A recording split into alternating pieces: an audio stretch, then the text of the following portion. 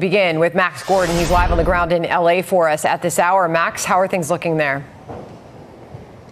Hey there, Sandra. Well, relative calm here at the federal complex in downtown LA. This has really been the epicenter of the protests. But as you can see around me, not very many protesters, really more media than protesters at this moment. Just some National Guard soldiers standing guard at this moment. Also, no sight of the 700 Marines that have been deployed from 29 Palms. Those Marines are still down in Seal Beach, just south of the LA area. They're conducting training. And when they are going to be getting to the Los Angeles area into downtown LA, they will not have any live ammunition, and they will not be conducting law enforcement activities. They'll just be protecting buildings like this one, federal buildings, as well as protecting federal employees as well. But as you can see all around us, this is the scene at this hour. Now, a curfew has also been put into place for downtown LA from 8 p.m. until 6 a.m. for the next several days. Mayor Karen Bass said it was in response to 23 businesses being looted Monday night.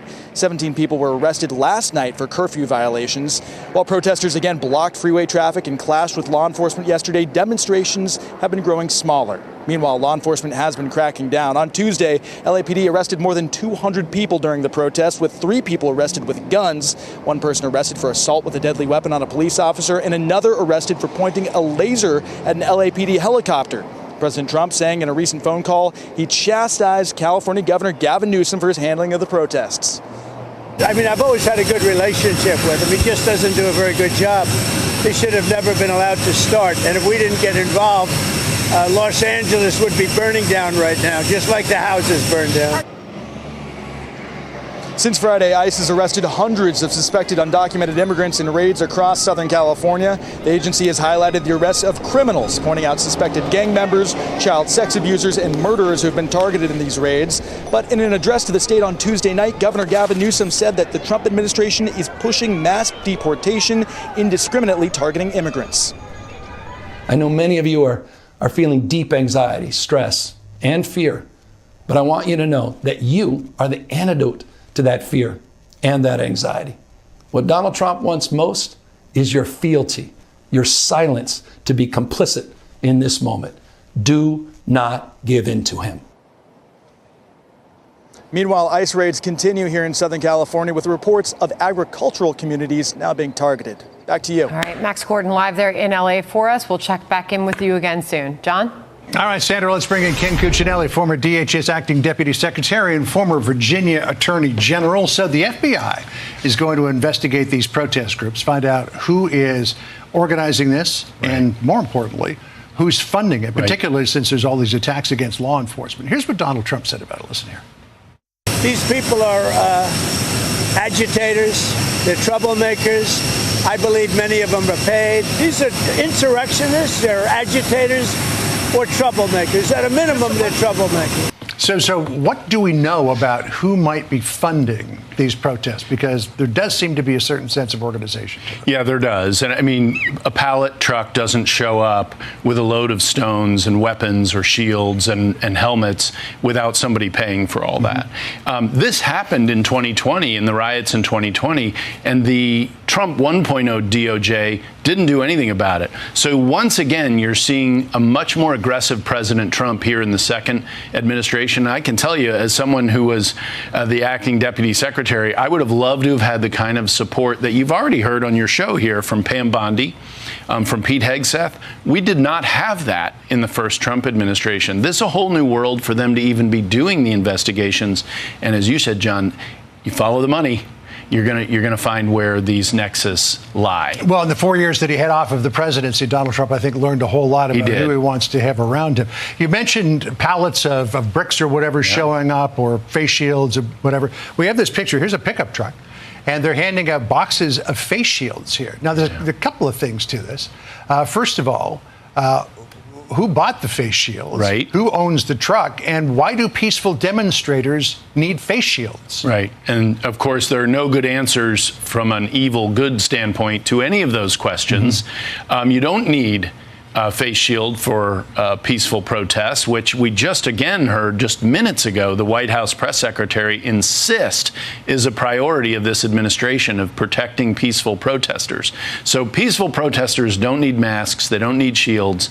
They need them for combat.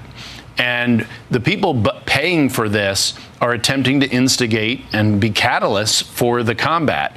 We've also seen that the number of buses coming into LA from out of town is very high. This has been noted locally. This isn't just a federal observation. And the circumstantial evidence strongly suggests, just as it did in 2020, substantial coordinated funding to be catalysts for violence in America's cities. And Donald Trump, as you noted in between his first term and second, has said there's no way this is going to happen again. We never got the National Guard when we had cities in flames in 2020. He waited but a day or two from the start of violence, and let's be clear, Gavin Newsom is muddying this up. Violence occurred before the National Guard was called, and the president brought the National Guard in, and he's prepared to use the Marines to back up the National Guard as well. Those are levels of support we never had in the first Trump administration, and I think these investigations are going to be very, very fruitful in bringing down the violence across America. The president has said it a number of times in the past few days. Look at what Tim Walz let happen to Minneapolis in the so-called Summer of Love in 2020, and that he's not going to tolerate that. Right. Arrests have been made as well, and the point has been made, who are the Democrats defending here? Listen to what Bill O'Saley, the U.S. attorney in California, said about an arrest.